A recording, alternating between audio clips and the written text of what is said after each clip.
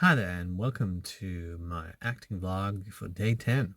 Now, this one I just wanted to do as a quick reflection on the monologue that I did. And yeah, it was called Bar Brother, written by Tristan Balz. Really like acclaimed writer. And yeah, there's you watch that space. There's some talent coming. And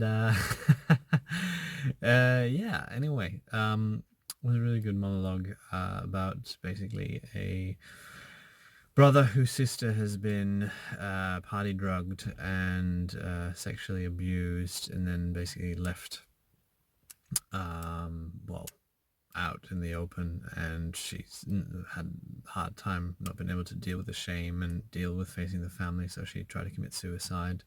And so he's like come and like try to track down her assailants, and all he knew and all he could go on were that they were Australians. And so he went through all these bars, and then he finds them, and actually witnesses them popping pills into someone's drink. And so he like confronts them so that he A, can stop it happening again, and B, you know, take them out.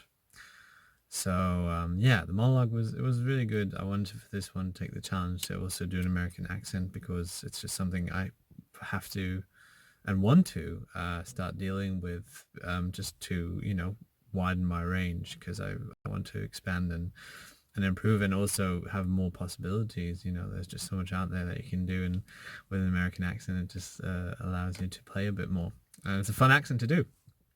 So I've been working on the accent, did it last week and it didn't work that well.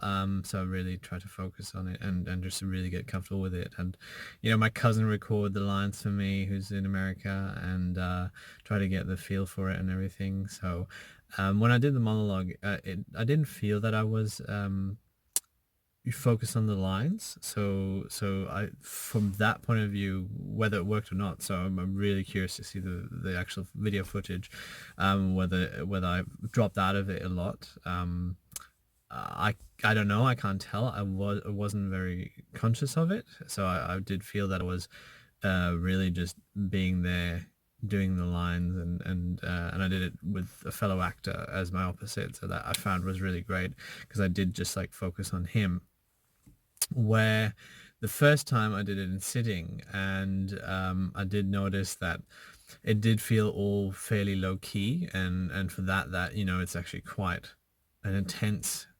monologue in that sense. The outcome is actually quite intense, what's happened. I guess I downplayed it a lot, and it was a lot more like inwards, and toy, I feel, and where I guess I felt I really connected was the end bit of the shame and the guilt. I really felt the guilt. I really felt guilty, when I hit that point. And yeah, I guess it's about finding that, though, in every part of the monologue, not just one bit, and that's the where you want to really understand it fully. And I have to say, in both times when I did it, I was very focused on my opposite, but not actually like picturing my environment. So I mean, I thought about it, and I did picture it as I was like analyzing it, but I didn't in the moment think, oh, there's someone's walking by now, or um that smells like beer. And I know, like, Fern, for example, says, yeah, when she's, she does it, she's there, she smells the peanuts on the floor, and all that. So yeah, that sense memory, I just haven't got it yet. And I just I mean, I was, for me, I was just very focused on my opposite, and like what was going on in his face and his behavior. So that for me was something I just wanted to um play with. And so the second time I did it in standing, and one thing that I thought was interesting is I never set out to play it drunk or intoxicated. It was something that I don't know if it was because of the setting or because of how I thought I felt Tyler would feel or be. It just kind of like came on like just by doing the lines and doing the scene. It just felt like that's just how it came out, I think. I want to say, and yeah, I was asked, whether that was like whether I was planning to be drunk or whether that I was intentionally saying it drunk. So I don't know if that was informed by it looking unbelievable or what it was, but yeah, I definitely wasn't like standing there swaying like, oh, I'm gonna sway now because I'm drunk. It was just something that I did not put on. That was just kind of like coming out with it. So if that worked, I'm not sure. It was cool though in the second take, I'll say, when I did it standing. I brought a lot more like just aggression into it and um, more attack. So and I feel that could have gone further though, and I feel it still wasn't this. It's the stakes. I think it's the stakes was not fully clear to me, and so I didn't actually understand the best possible outcome, worst possible outcome. Although I thought about it, but it wasn't there.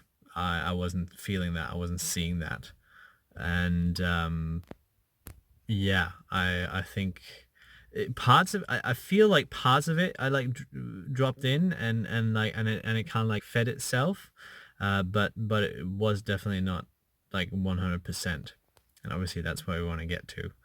So I feel this exercise, my challenge was more the American accent.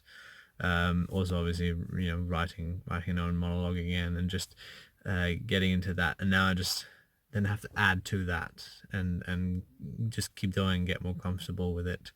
So yeah, I did. I very much enjoyed it, and I very much enjoyed the process. So I'm looking forward to actually watching it back to then maybe also be able to see some bits where it's like, yes, I remember that I felt connected there, or no, that wasn't connected, or maybe it did look connected. Because obviously you can go bullshit, but sometimes things don't feel quite right, but then they actually come across like believable, I guess.